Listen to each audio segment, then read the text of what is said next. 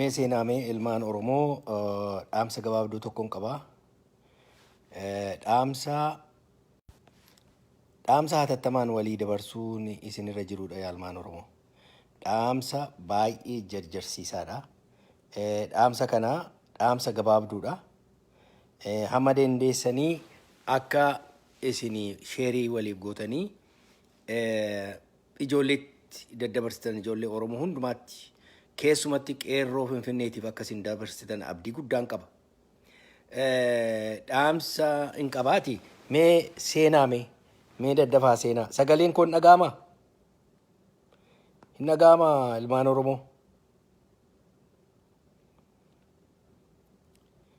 Mee yoo hin dhaga'ama ta'e dubbadhaa mee yoo milikkita naa kennaa. Eeyyee gaarii hin dhaga'ama taanaan milikkita naa laattaniittu mee seenaa mee dhaamsa xiqqoon qabaa dhaamsa hatattamaan namatti gidduutti kukkuta. Please natti hin dawwalinaa. Telefoona koo kana hin bilbilinaa please. Maaliif na jalaa kukkuttu dhaamsa koo kana? Hin kukkutinaa please. Natti immoo hin bilbilinaa daraa. Ani dhaamsa kana dhaabaan jiru inuman dhaamaati. Na jalaan kukkutinaa dhaamsa koo kana. Natti hin bilbilinaa amma. Abbaan na barbaadan booda natti bilbilaa adaraa. Dhaamsa yartuudha. Dhaamsa xiqqoodha kan hin qabu. Afaan Oromootiin hin dhaamaa. Yoo barbaachisaa ta'e afaan Amaaraatiin dhumarratti nan dabarsa xiqqoo baay'ee miti. Baay'ee isin beeku afaan Amaaraa kana ittiin rakkadhusi garuu dhaamsa xiqqoon qaba. Dhaamsa xiqqoon qabaatii mee seenaa mee. Sheerii immoo godhaa please. Sheerii godhaa. Baay'ee erjentiidha wanti kun. Baay'ee erjentiidha. Baay'ee erjentiidha. Baay'ee itti yaaduun nurra jira. Baay'ee waliin ga'uun nurra jira. Daddafnee walitti dabarsuudha. Daddafnee akkuma arganne waliin ga'uu qabna.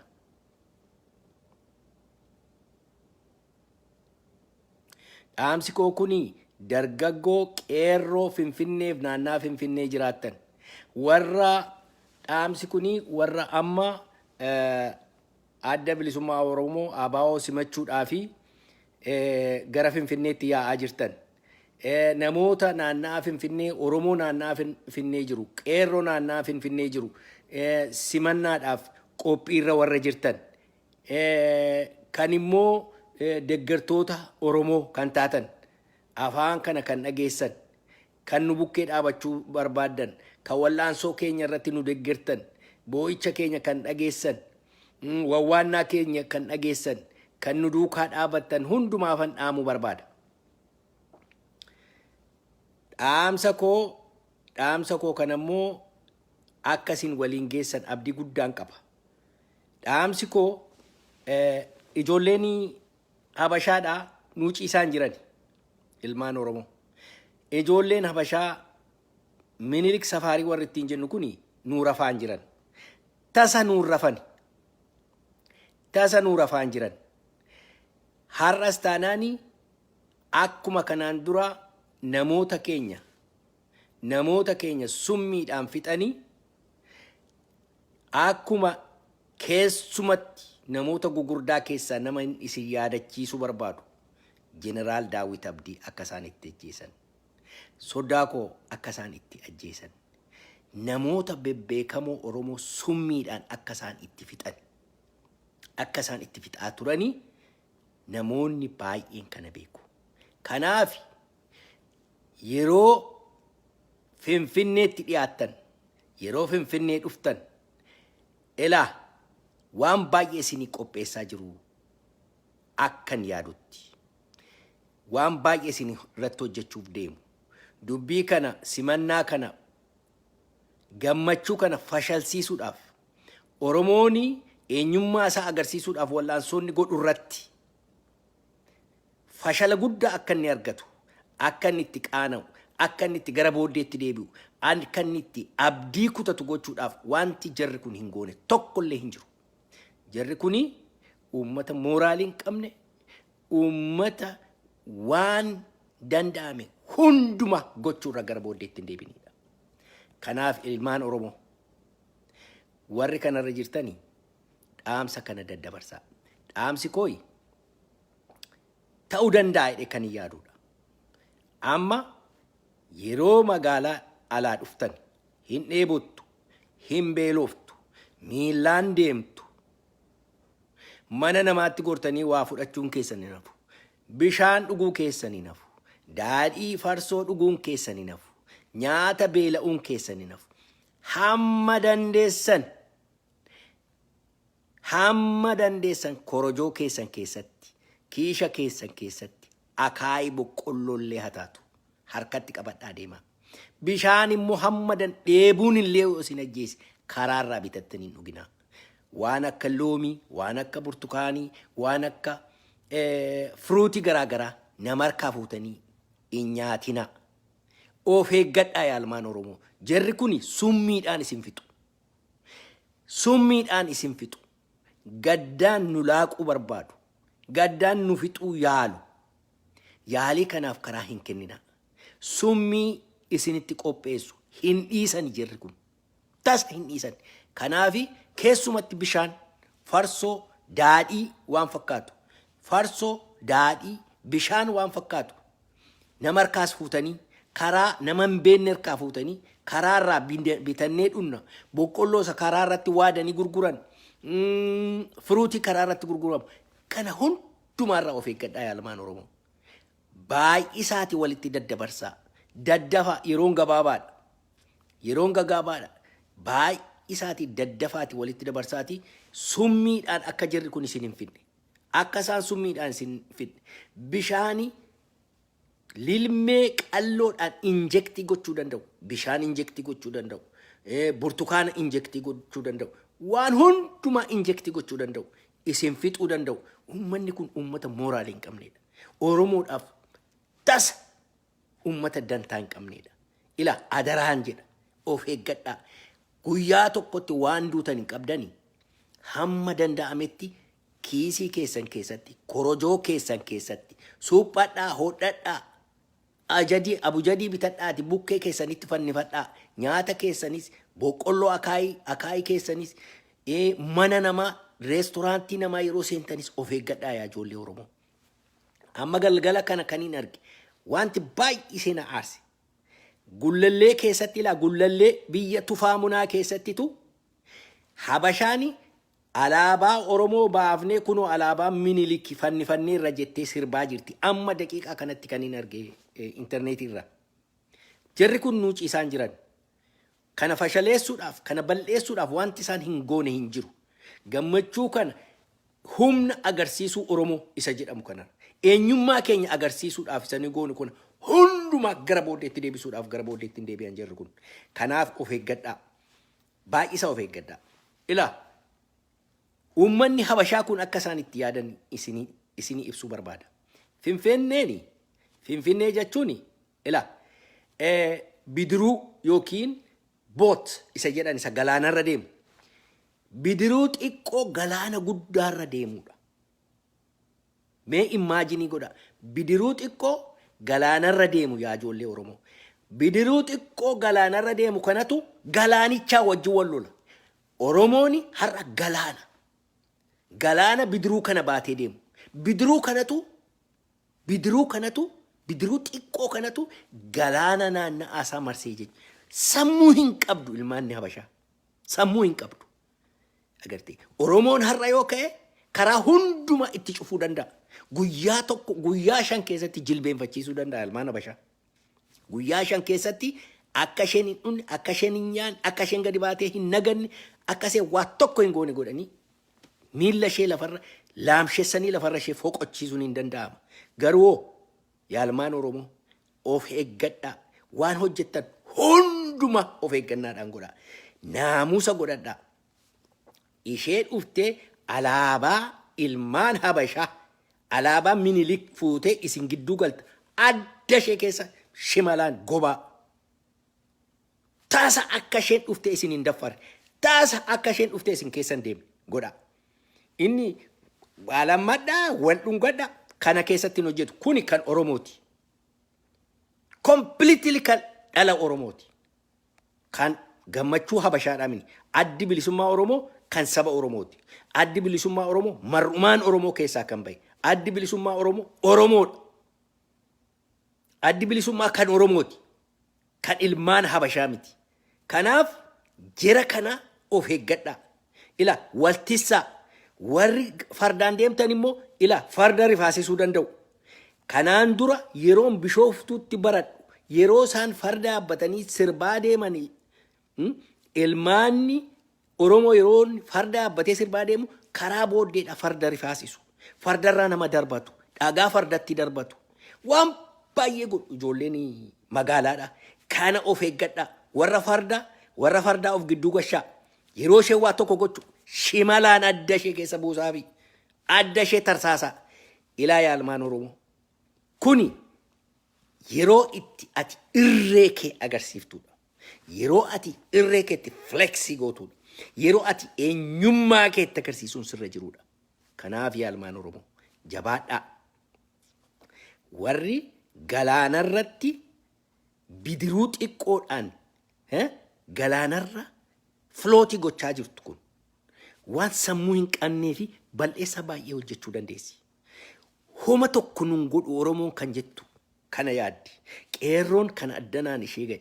Qeerroon dhiiga isaa dhangalaasee ofii isaa gubee ofii isaa balleessee kan isaaniin addanaan ga'e kana akka salphaatti ilaalaa jiru.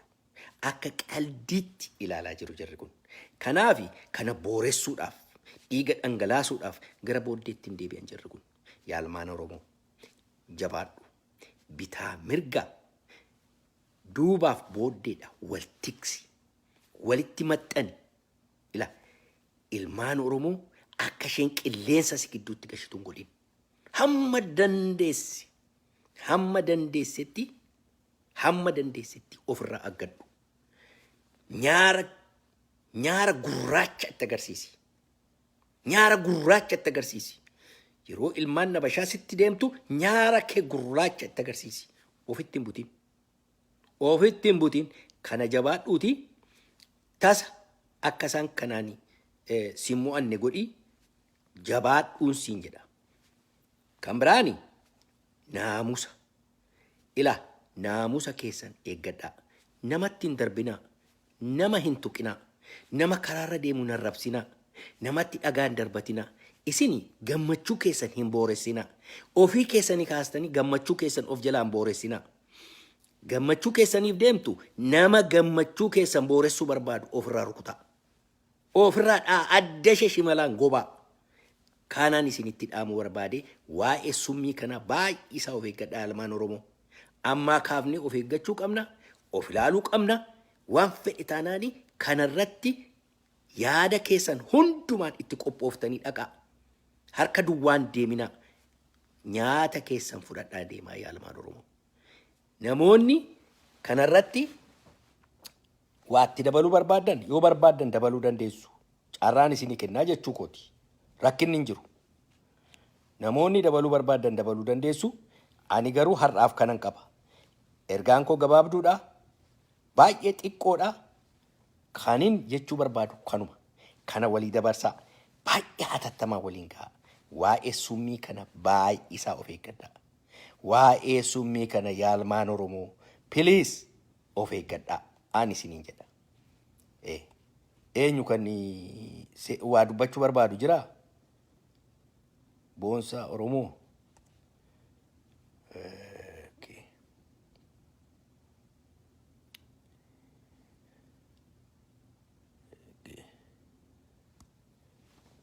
injiru ammaaf injiru kanaafi kanuman isiniin jedha jabaadhaa walii daddabarsaa dhaamsa kana adaraa walii daddabarsaa daddafaati ila walii keenya haa oolfannu yaalmaan Oromoo walii keenya oolfannu waliin galaafnu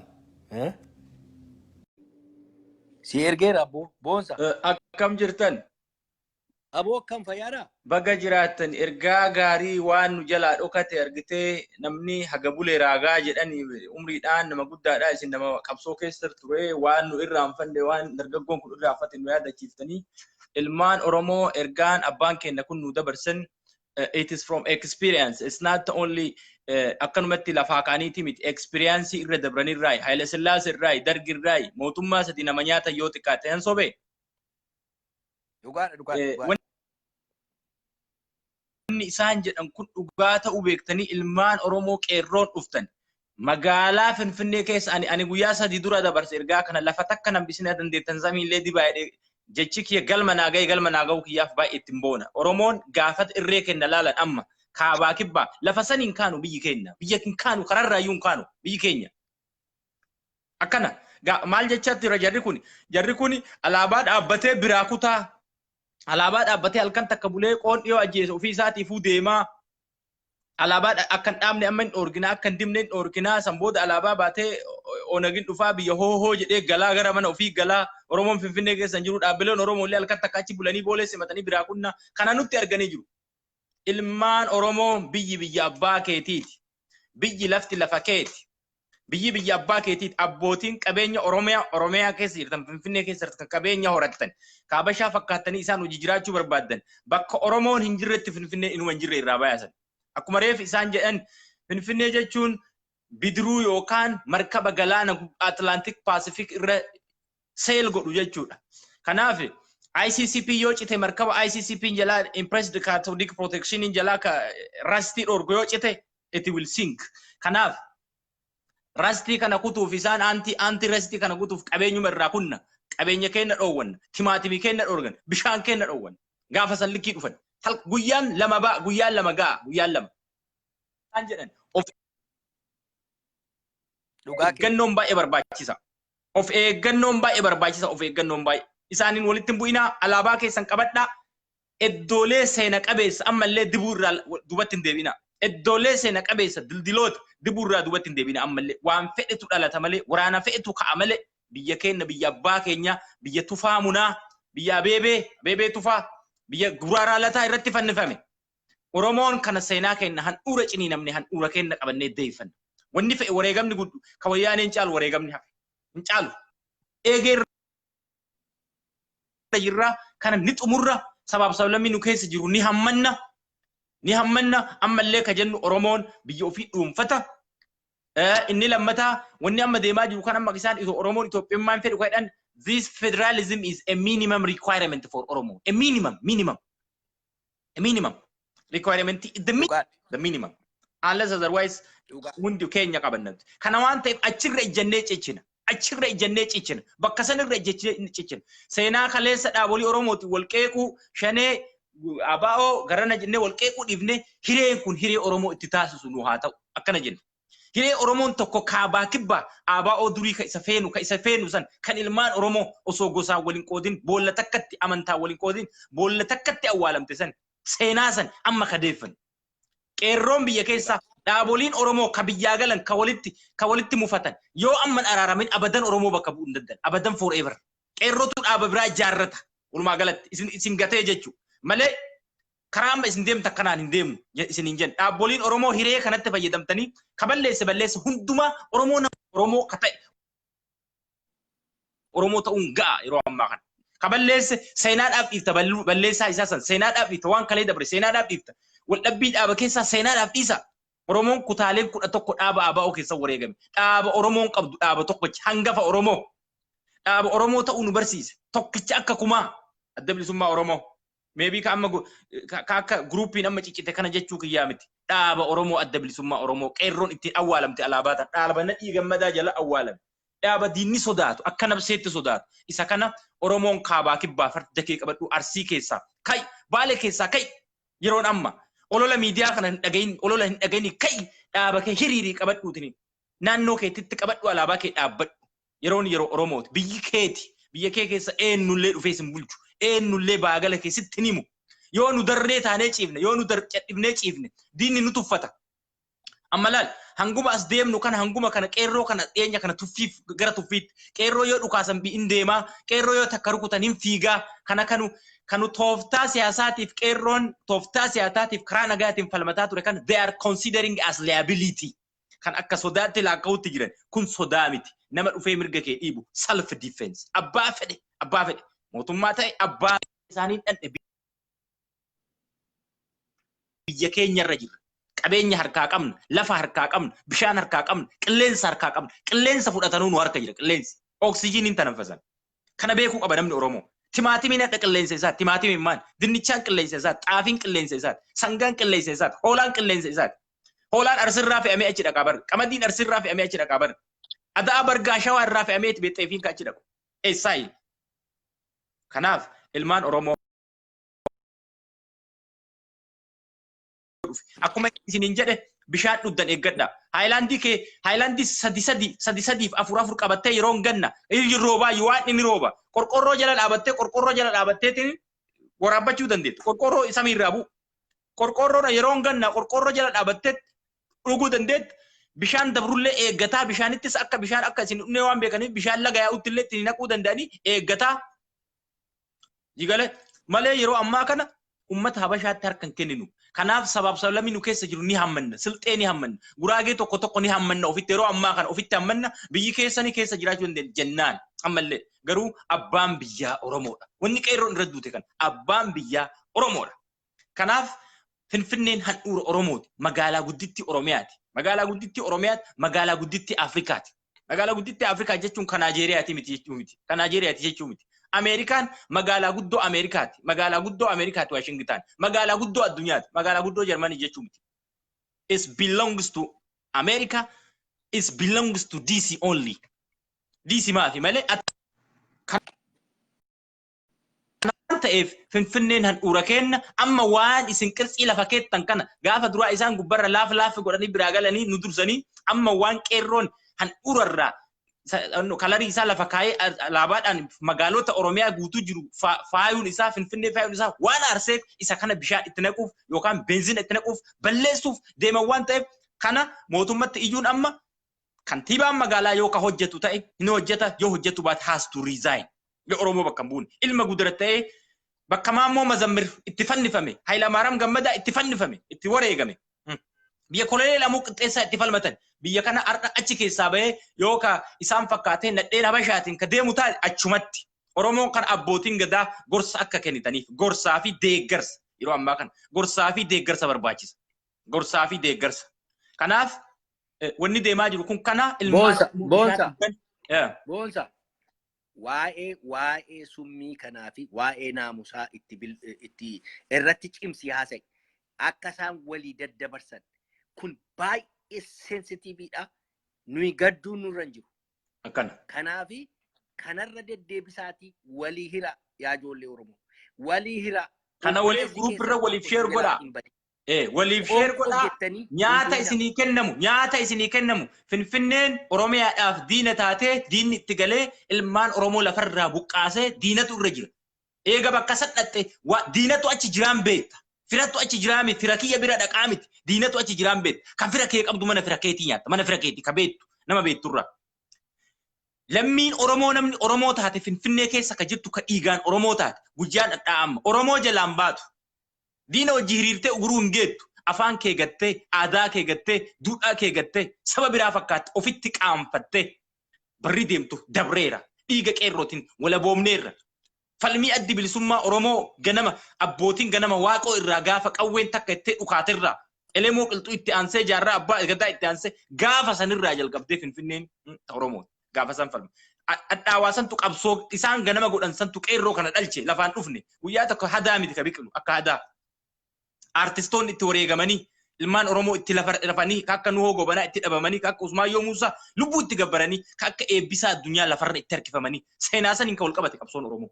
Malee qabsoo ol ka'ee qeerroon guyyaa takkaan alaabaa ol qabee miti seenaadhaaf achirraa isatu dhalche falmaa ganama hadhaawaa abbootiin keenya godhantu qeerroo kana dhalche akkanatti beeyna nuti. Kanaaf achirra dhaabbannee falman adda bilisummaa kaayoo ganamaa sanirra dhaabbannee falman ilmaan Oromoo beeka.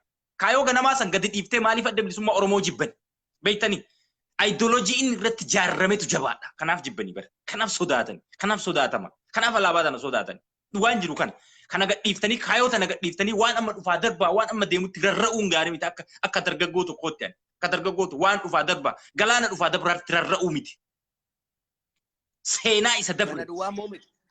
Dhaamsa kan biraa moo afaan Amaaraatiin Uraagee Walaayitaa uummata naannaa Finfinnee qubatee jiruu fi dabarsi afaan amaaraa xiqqoonan tuttuqa baay'ee waan hin dandeenyee fi ati itti guuti ilaa እዚህ ይሄን ቪዲዮ ለምትመለከቱ አማርኛ ብቻ ለምትናገሩ ቄሮች በሌላ ብሔረሰብ የሆናችሁ በሙሉ የኛን ደስታ ለመካፈል የሚትፈልጉ በሙሉ እኛ ሰላማዊ ህዝብ ነን ሰላም ነው የምንፈልገው ግን አገራችንን ነው የምንፈልገው የኦሮሚያ እምብርት የሆነችው ፍንፍኔ የኛ መሆኗን ማረጋገጥ አለባችሁ አንድ ሁለተኛ ነገር የኦሮሚያ ዋና ከተማ በህገ መንግስት ራሱ አዎ በዛ ቀን ደግሞ ኦኔግ አገር ሲገባ ደስታ ቄሮ በሙሉ አዲስ አበባ ማን ነው ፍንፍኔ አካባቢ የሚኖሩት በሙሉ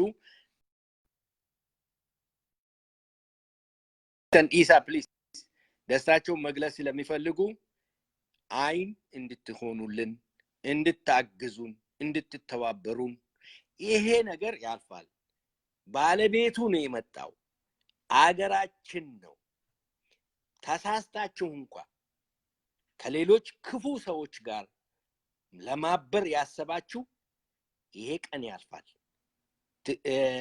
ችግር ይሆንባችኋል በኋላ ይሄ ቀን አልፎ ትመዘገባላችሁ አንድ ክፋት በእኛ ልጆች ላይ አንድ ክፋት እናደርጋለን ብላችሁ ብታስቡ ትልቅ ችግር ውስጥ እንደምትገቡ አረጋግጥላችኋለሁ ይሄ የሚቀር ተአምር አይደለም የሚቀር ነገር አይደለም በጣም መጠንቀቅ አለባችሁ ባለቤቱ ነው የገባው ባለቤቱ ነው የሚመጣው ያለው ኦሮሞ ባለቤቱ ነው የፍንፍኔ ባለቤቱ ኦሮሞ ፍንፍኔ የኦሮሞ ነው ስለዚህ እንድትጠነቀቁ እና ይሄ ማስጠንቀቂያ ለማስተላለፍ ፈልጋለሁ እንድታውቁ ነው እና በተረፈም ደግሞ እንድትተባበሩ በደንብ እንድትተባበሩ እንጠይቃቸዋለሁ ማለት ነው ቦንሳን እንኩቴ ቦንሳ ኔትወርክ ጀላጭቴ ነትፈካታ ቦንሳኒ ኔትወርክ ቶኮ ነገሼዳ ሃይጎን ኩማ ኤኙ ጅረን ኤኙ ኩን ሃይጎን ኩን ሞ ኮቱ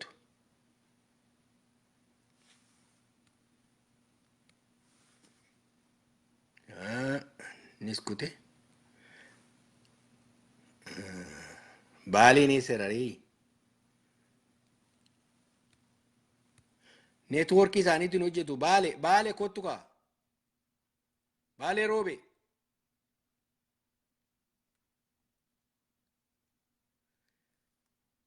ባሌ ሮቤን እንጅሩ ኤው ኩንላታ Hello, assalamu alaikum. عليكم السلام Akami nage fayada. Alhamdulillah. Durarratti hunno topic na tiamman tana chinti temu jirtan kun topic amman tana khan namni Oromo ta ka Oromo ta katti ira haso qabu. Anna Hamad bin Aran tana amma demu jirtu kun anis ka kanamu dageefatu faafana amarifatin dabarso fada. Okay. Durarratti አንድ የኦሮሞ ልጅ በምድሩ ላይም ሆነ በመሬቱ ላይ የፈለገውን የመንቀልም ሆነ የመትከልም ሆነ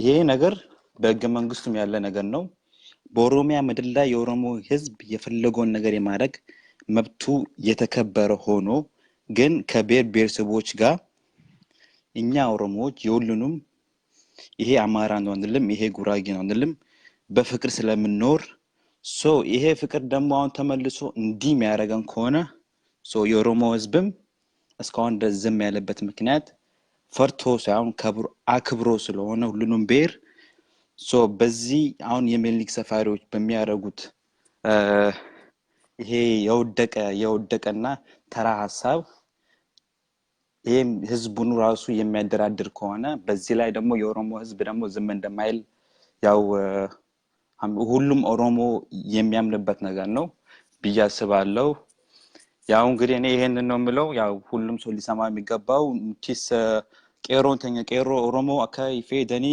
ammaan tana yeroon isin wal jaartanii takkummaa isin cimsitanii Oromoon adoowwii takka lamaan qabdu adoowwiin teenya hedduu waan taateefi akka wal cimsitanii karaa waa'ee kana gubbatti akka qeeroon teenya hojjettee bakkaan geessullee abdii guutuu irraa qaba. Qeeroon teenya ifeegaa jabaadhaa wal jaaraan ja'anii jechuudha. Galatoome waaqoo si haa eebbisu. Baalee roobeen gashamma baalee roobee. Baalee roobee galchi baqa baalee roobee galchaa. Baalee roobee kaameraan keen hojjettu natti fakkaata.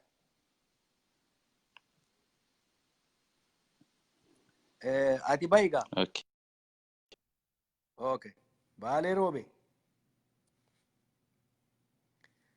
Baalee roobee kottu. Maal taatee abba? Nageessu? Ergee barmee televizyiiniin gadi qabamu. Maal teknooloojii kana nu kababbadde moo? Gurraacha keessa teessa fuulli kee moo mul'atu? Maal dhokatta warra? Har'a maal dhokatta? Ani warra maal dhokadhamee ifaan ibsaa qoy ani warra dhokadhee beeka. Hin dhokatin? Ani warra dhokadhee hin beeku rafeetiin ka'ee ol ka'e siif ibsaa qoy beekaa takka. Ayyee. Waa'ee nu sodaachise beektaa muuxannoo nuyi qabnu jara kana hin amannu nuyi. Ijoollee keenya nu jalaa miti kan jedhuudhaanitu hatattamaan yaada waliin ga'uu barbaanne agartee jarri kun wanta isaan godhan hin beektu. Ijoolleen bishaan dheebachuu dandeessi, beela'uu dandeessi, mana namaa gortee kadhachuu dandeessi, waan itti qophaa'aa jiru hin beeknu. Hamma gaafa dhuunfannee biyya sana tasgabbiidhaan mo'achuu dandeenyutti ijoollee keenya nu jalaa miidhuu danda'u. Jarri kun koo baay'ee uummata miti, uummata fokkata, uummata bada. Dhugaadha. Kanaaf akka isaan of eeggatanii summii garaagaraa itti gochuu danda'u kan jedhuudhaan baay'ee yaaddoo guddaan na qabate. Kanaaf hojjaa dhiisee manitti galeetan kana dabarsuutti ka'e. Anis amma rafee tirribaa ka'ee isin agarraan seenee sheerii godhee dafee isin laalaa ture. Yeroon qabsoo lama nu eeggataa gaafa ijoolleen teenna wayyaanee lola jalqabde dubbanne nuti. Qabsoo lama ilmaan Oromoota qabdu. Tokko jige, tokko nu hafa. Dura kan ilmaan Oromoo kaas keessa jirtan beeka mataa keessa qabadha. Minilik safaarii warra dhiiga keenya irratti mana ijaarate nu hafa kun takka. Ilmaan Oromoo garuu asoo dubbitti hin seenin namichi Taakkala Uumaa jedhamu kuni asoo inni hin dubbatiin intalti Amaaraa takka ta communication keessa dalaydu gabbaatee uummatan tuqinaa nama barbaade afaan alaabaa ofii haa qabatu jettee kansarnii taatee isarra nam tokko akkan tu'ine abbaan barbaade waan fedhe qabatee abbaa barbaade simatuu danda'a jettee if nana baafte. Uummanni kun OBN xiqqashoo isii akka waan haasa'uu godhe OPDO'n akkanatti afaan qabdee callisaa jirti irra taa'aa jiran. Kun beekamuu qaba. Asoo OPDO'n achi maglacaa wahii baastee uummanni kun akkanatti onnee argatee hin fiigu walii gati kun tokko. Kalammoo amma ilmaan keenya akka Finfinnee keessa ga'anii wal gayan afaan Amaaraatiin booddee itti deebi'a. Ilmaan Oromoo ka Finfinnee keessa jiran parsantiin 18 haga 20 responsibilitii qaban jara kana nyaachisu, obaasu, waan barbaachisaa ta'e waan danda'aniin bira dhaabbachuu. Achi keessa jiran ilmaan Oromoo achi Finfinnee keessa jiran kun takka. Kalammoo haga danda'anitti waan isaanii bitatanii nyaatu jara kana Sagalee ol fuudhi baale sagalee keetu xiqqaatee jedhu ijoolleen. Kan booddarra jira garuu hin beeku waan ta'eef moobaayilii rakkoo qaba. Okay. Wanni godhuu qaban ilmaan Oromoo achi Finfinnee keessa jiran jara qarqaaruu nyaachisuu obaasuu guyyaa 2-3 hafe kana dirqama irra qaban. Dirqama qaban warri Finfinnee keessa jiru. Warri Oromoo jechuudha. Akka an beekutti warri Oromoo waggaa 20-15 irraa warri achi keessa jiru jajjaba jira baay'ee jira anuun beeka. Yoo naannawa barbaadan naannawa kennuufi barbaachisaa ta'e naannawa ayyarxeenatti ijoolleen baay'een akka deeman ilmaan Oromoo baay'een ayyarxeenaa jirti tokko. Kalamuu makkanniisaa jiran 2 ka sadaffaa booleen jiran 3 ka afraffaa bakkeen ilmaan Oromoo jiran isinitti himaa jira nama kun gullalleen jiran 4 bakkee afran kanatti qeerroo warra maddee organaayizii wal gootee nama qubachiisuu ni dandeetti. Bakkeen afran kunniin bakkeen ilmaan Oromoo itti baay'atu Finfinnee keessa. Qixxee magaalaa qixxee ilmaan Oromoo baay'een hin jiru ka jirullee ka of hin beeyne. Kun takka. Kalamuu of eeggannoo akka artuu jettee of eeggannoon dhugaatii nyaata keessatti uummata kana abashaa amanuu dhabuun dirqama. Dirqama kun jara amanuun barbaachisu. yoo barbaachisaa ta'e ijoollee wal jijjiiruu shiftiidhaan ammallee shiftiidhaan warri har'a bule galee warri borbulu kabir ta'uun hin danda'a. Wayita dhufan ammas siinqii ofii qabatanii dhufuullee mala biri. Kunillee mala biri jechuun istiraateejii biriiti. Kun akkasi ka sadaffaa guyyaan qurxii jum'aa fi assanbata. Guyyaan qurxii jala bultii guyyaatii fi assanbata. Guyyaa jala bultii san alaabaa keenya akka hin buqqisne eegu. Alaabaa keenya uummanni keenya irratti kufe kadhiina gamii irratti jige ka mootummaan sadii irratti nu ajjeese alaabaan kun. Gara biriittiin ilmaan Oromoo addaan wal qooduu dhiiste tokko taatee jirti isinitti hima. Walii gallee jirra abbaa fedhe haa dhufu dhaabne fedhe haa dhufu Oromoon takka addaan hin kutamne.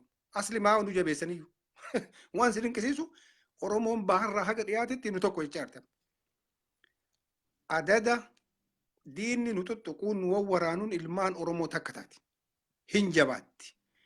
Nama tokkotu har'a OBN irratti kaasuu dhagaye nama Dr. Wahiiti. Oppidiyoon ilmaan Oromoo kan understanding goone jedhee haasa. Ilmaan Oromoo bira kuttee jirti sobamuu maalii dhadhaanii afaan jedhanii laal istiraatejii oppidiyoon fayyadamte beekuun dirqama. Yeroo ilmaan Oromoo qeerroon Finfinnee seenuuf wayyaanee huutee kana qabde kokkee qabde san maal jechaa turte? Bu'aa addaa Finfinnee irraa jettee mana barnootaa lama dhaabdee ilmaan Oromoo duuba deebiste. Kanan dagatina. Ani yeroo maraa duuba kenna akka hin daganne. Istiraatejii baasanii xama maqaa fikiriitii fi inni damariidhaan ilmaan Oromoo duubatti deebisuu barbaadan. Ilmaan Oromoo ufuma diratti dhiibuu haga gaafa wanni barbaadu dhufutti dhaabachuun qabnu kun xiiqiidha. Xiiqii kana ammoo ni moona. Uummanni kunniin sodaattuudha. Ijoollee teennata miidhamte abshiru. Qabsoon ammallee ni jira. Hin hafne qabsoon haga gaafa Finfinneen ta'a Oromoo namni marii rakanaayizii godhutti inuma hin hafne. Qabsoon Finfinnee irratti dhumna, Baalee dhufnee irratti dhumna, Hararii dhufnee irratti dhumna, Wallaggaa, Walloo dhufnee irratti dhumna. Biyya teenna, handhuura teenna, kaapital siitii biizinasa keennati. Finfinnee irraa fudhatanii nu baadiyyaa keessa qonna hin deemnu.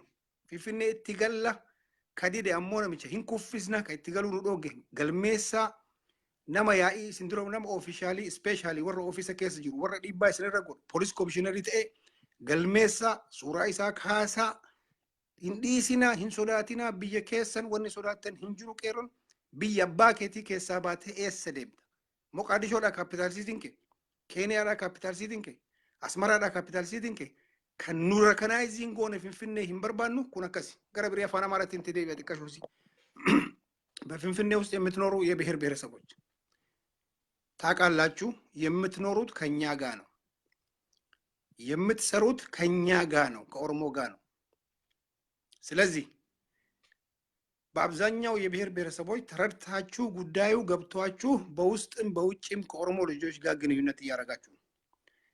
አንድ ጠላት ብቻ እንዳለን ወቁ። ያ ጠላት የኦሮሞን የባለቤትነት መብት የሚጋፋ ሰፋሪ ብለን የምንጠራቸው የድሮ አይዲዮሎጂ የሬሳ አማኞች እንጂ ከማንም ብሔር ብሔረሰብ ኢንክሉዲንግ ትግሬን ጨምሮ ከማንም ብሔር ብሔረሰቦች ጋር ችግር የለንም። እናንተም ከኛ ችግር የላችሁ። አሁን በሚደረገው አቀባበል ወደ አገር ቤት እየመጣ ያለው ባለቤቱ የአገሬው ባለቤት ተባሮ ሲዋጋ የነበረ ለኦሮሞ ነፃነት ባለቤቱ እሱን ጠልተህ ኦሮሞን መውደድ አትችልም። ይሄ የሚመጣውን ፓርቲ ጠልተህ ኦሮሞን መውደድ አትችልም። የሱን ባንዲራ የኦሮሞን ባንዲራ የባለቤቱን ባንዲራ ጠልተህ ኦሮሞ ጋር መኖር አትችልም። ክሊር ነው ይሄ።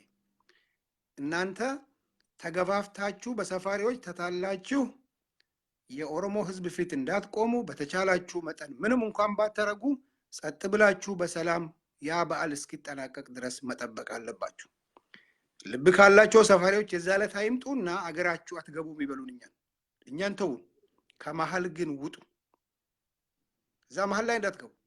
አንዳንድ ነገር ሰምተናል፣ መናገር አንፈልግም። አሁን እያንዳንዱ ነገር ሪከርድ ይደረጋል። ከሰፈር ጨምሮ ከምትኖርበት ሰፈር ጨምሮ የትኛው ሰፈር ነው ትራብል ያደረገው የትኛው ሰፈር ነው ችግር የፈጠረው የሚባል ነገር አለ። እቺ አገር ለባለቤቱ መመለሷ አትቀርም። ክሊር ከት ይሄ ሊታወቅ ይገባል። በዚህ አጋጣሚ ግን እንዳንተዛዘብ ይሄ መልእክት አለኝ። አይቀርም፣ ይተከላል። የፈለገውን ይተክላል። ቄሮ የፈለገውን ይነቅላል። ባለቤቱ ከዚህ አብይ አያድናችሁ፣ ነግራችሁ ነው። ከዚህ በፊት ከዚህ ለማያድናችሁ በሙሉ ኦሮሞ አንድ ሆኗል።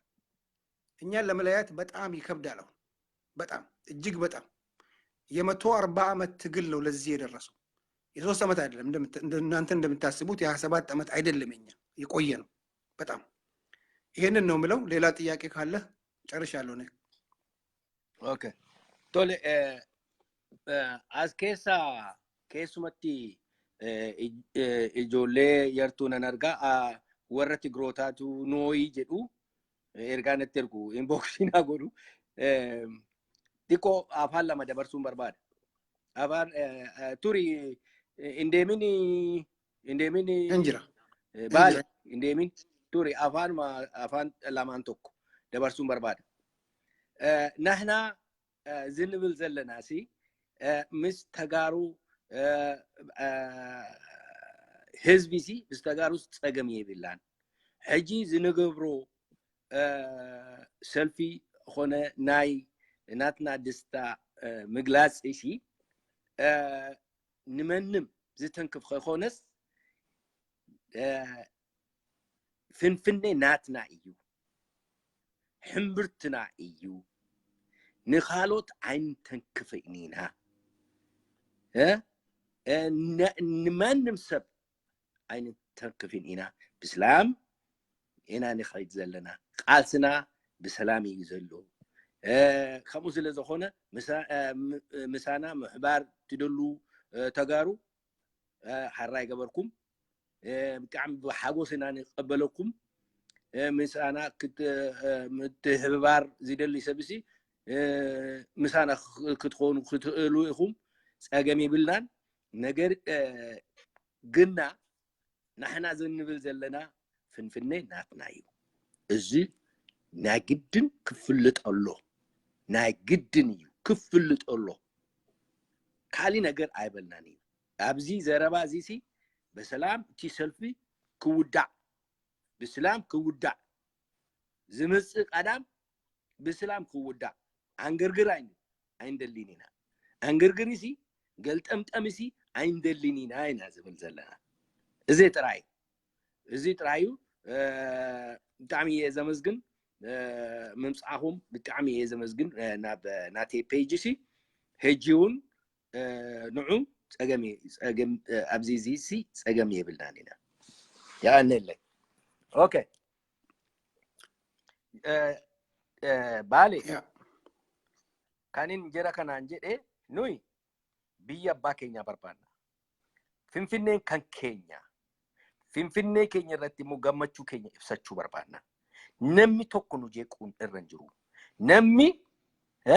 namni tokko namni nu wajjin dhufu barbaadu haa dhufu gammachuudhaan namni immoo barbaannu ta'e achuma nurraa haa taa'u garuu nama nu jeequun barbaannu nu biyya abbaa keenya kana hin fudhanna jaadhannis jibbines kun kan keenya kana namni hundumtu akka beeku barbaachisa anje kan biraan haasofne chuukooti kanarratti waa'ee summii kanaan dura summiidhaan nama baay'ee fixaniiru jirri kun nama baay'ee fixaniiru maqaa isaanii kaasuyyuu barbaachisu jabana dargiitii kaasanii nama baay'ee jabana Haile Sillaaseetii kaasanii nama baay'ee summiidhaan jalaa fixaniiru kanaaf ijoolleen eeggannoo attamii faagooti jettee yaadda baadhi eeggannoon isin godhuu qabdu tokkoffaa walgahanii deemuudha bakkee bulanitti illee walgahanii buluudha adda adda bahanii akka hin deemne at least nama 20 ta'anii bakkee tokko taa'uun abashaan sodaattuudha abashaan saree dullacha sodaatee axirii duuba ciisee dutu ni beena nu jira sirriitti beena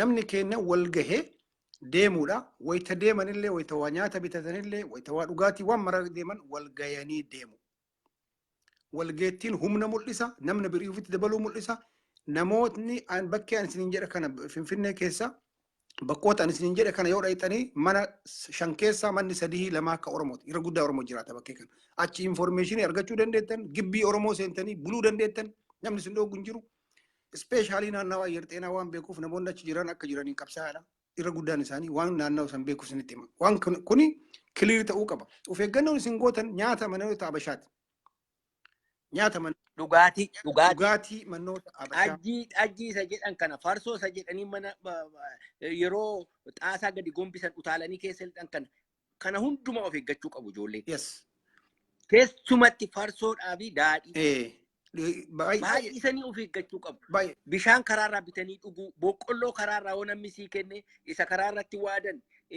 burtukaana isa karaarratti nama hoo nyaadhu namaan jedhan isa kanarratti akka isaan of eeggatanii irra deddeebisaati ijoolleetti himaa. dhuga Kana dhuga libba argu ilmaan Oromoo warra as keessa jirtan Abiyyiin faa ka adan azazanii Lammaa faa ka adan azazanii maajikii itti godhanii kaabbortaa uffisaniiti. Hin dagatina. Jarri fazzazde jirti. Taakala uumallee kaluu kana kaabbortaa uffisan hagaafee hin rafa jechuudha.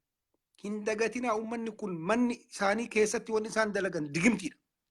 Digimtiin ka beekaman, sharriin ka beekaman dura dhaabbatanii namni tokko lolanii injifatanii hin beekan. Histirii jira keessa. Amma nu wanni madaanutti hooqaniif akka nuti simannaa kana keessa hagamtaa akka namni dhufu fardi hagamee akka dhufu waan beekaniif. Innaa wanni gootan nyaataa dhugaatii keessan irratti uf eega. Akka Daani'el jedhe nyaataaf dhugaatii keessan irratti absolutely uf eega.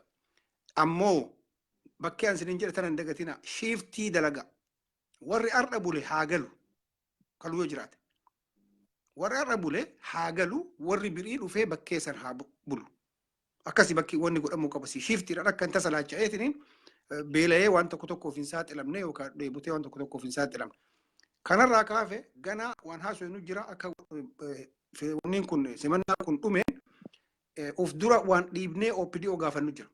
Of dura kun ammaaf fookasii ka goonu haga bultii 5 kanarratti waan birii irratti amma haasoo hin dandeenyu. Waan nu callisneef har'a alaabaa keenya buusanii ilmaan keenya tuman. Qabsoon itti fufuu qabachuuf dubbadheeti kana yeroo birii hinaasoo bal'inaani jabaadhaa wal jabeessaa wal dura bira dhaabbadhaa በተለይ አዲስ አበባ ያላችሁ የኦሮሞ ተወላጆች ታሪካዊ አማርኛ ብቻ የምትሰሙ ታሪካዊ ስህተት እንዳሰሩ አሁን ወጣችሁ ከቄሮ ጋር ድሮ ሀዊ ሆቴል እንደምትሄዱት ድሮ ሳሪስ እንደምትሄዱት ቄሮ ባለበት በሰፈረበት እየሄዳችሁ ምግብ መጠጥ ልብስ ልታቀብሏቸው ይገባል። እነዚህ ልጆች ናቸው ልብ በሎችን ባለቤቷን አገራቸውን የሚያስመልሱት ወደፊት አይቀርም። ይሄ ሳይመለስ ምንም አይነት ሰላም የለም። ምንም አይነት ሰላም ሊኖር አይችልም። ከዚህ ይሄ ፓስተር ሊያድናችሁ አይችልም። ይሄ አገር ወደ ባለቤቱ ሲመለስ ብቻ ልክ ጎንደር የአማራ እንደሆነው መቀሌ የትግሬ እንደሆነው ፊንፊኔ የኦሮሞ ሆኖ ረከናይዝ ተደርጎ ብቻ ነው ሰላም የሚኖረው። ከዚህ ማንም ከዚህ የሚያድናችሁ ቡሽ መጥቶ ያድናችሁም ከዚህ ይሄ ክሊር ከት ሊነገራቸው ይገባል። በሙሉ የኦሮሞ ህዝብ በዚህ ተስማምቷል። ወደ ኋላ የለም ወደፊት ብቻ ነው። አይዟችሁ ድል ለኦሮሞ። እንግዲህ ሸዋን እናያለን፣ ፊንፊኔን እናያለን። በአምስት ታያላችሁ። ደም ታለቅሱ እንደሆነ ታያላችሁ። በሚሊዮን የሚቆጠር ሰው እየመጣ ነው። ይሄ ትንሽ ሰው አይደለም። ይሄንን ነው ብለው በርቱ። ዳንኤል የምታደርገውን ነገር በእውነቱ አፕሪሺየት አደርጋለሁ። ቀስቅሱ፣ በርቱ። አመሰግናለሁ።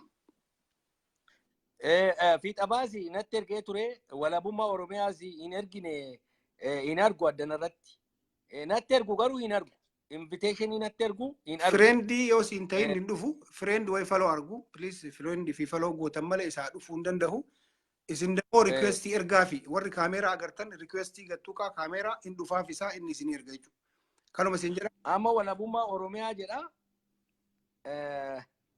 ካሜራ ንጁ ወላቡማ ኦሮሚያ እንጅሩ ኦኬ ወለቡማ ኦሮሚያ እንጅሩ አዳናራ ካን ጅሩ አኖሌ ከሰገል በረሳ ጅሩ አኖሌ አርሲ ነመ ጀሩ ከነ ሴንሲስ